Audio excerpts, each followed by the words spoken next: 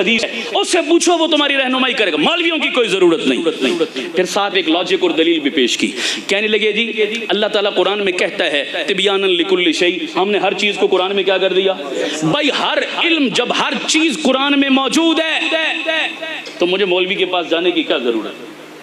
یہ لاجک پیش کی، ہر چیز قرآن میں موجود اللہ کہہ رہا ہے، مولویوں کی کیا ضرورت؟ بڑا مجھے دکھ ہوا یار، یہ دیکھو کتنی بڑی جہالت یہ پھیلا رہا ہے اور کتنے لوگوں کے ذہن خراب۔ خیر جب میرا نمبر آیا تو میں نے بھی اصل موضوع کو تو چھوڑ دیا، میں نے کہہ دیا اب اسی کا آپریشن ضروری ہو گیا۔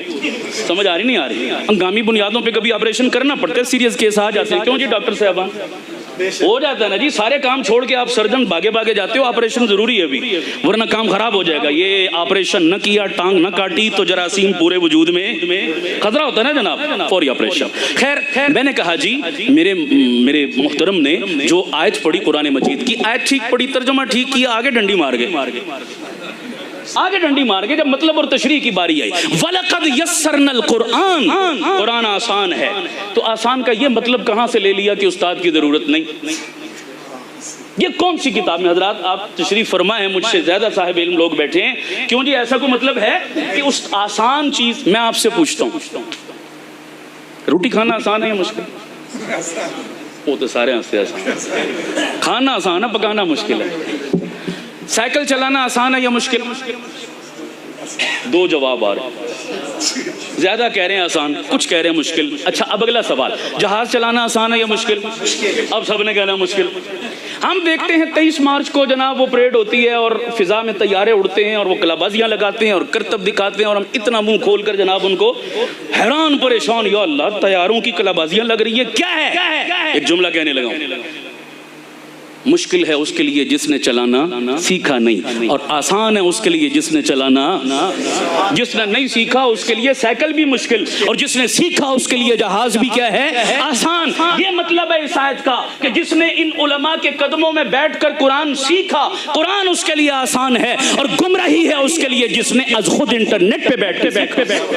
اگر قرآن ہدایت دیتا ہے تو یہی قرآن گمراہ بھی کرتا ہے؟ نہیں کرتا، خود قرآن کا اعلان ہے یضل بہ کثیرا ویہدی بہ کثیرا۔ اور میں نے کہا رہ گیا تیری دوسری بات کا جواب، جی اللہ کہتا ہے میں نے ہر چیز کو قرآن میں بیان کر دیا، جب سب کچھ قرآن میں، مولوی کے پاس جانے کی کیا ضرورت؟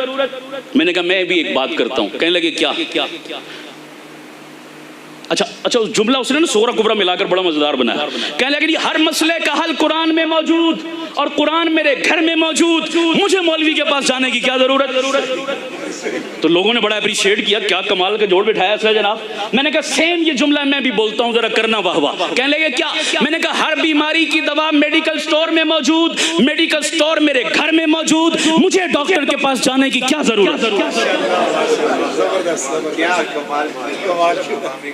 میں نے کہا بولو اب دو جواب، آپ کیا کہیں گے؟ میرے ڈاکٹر بھائی بیٹھے ہیں، بولیے کیا میری بات درست ہے؟ بولو سارے۔ اور جی ڈاکٹروں نے دکانداری بنائی ہوئی ہے، اپنی فیس کے لیے کہتے ہیں نہیں ہمارے پاس آؤ، کیا خیال ہے میرے یہ لاجک درست ہوگی؟ نہیں، آپ کا گھر دوائیوں سے بھرا ہو، لیکن کب لینی ہے، کتنی لینی ہے، کس مزاج کے بندے کو کیسی دوا لینی ہے، تمام دوائیوں کے باوجود تم ڈاکٹر کے محتاج ہو۔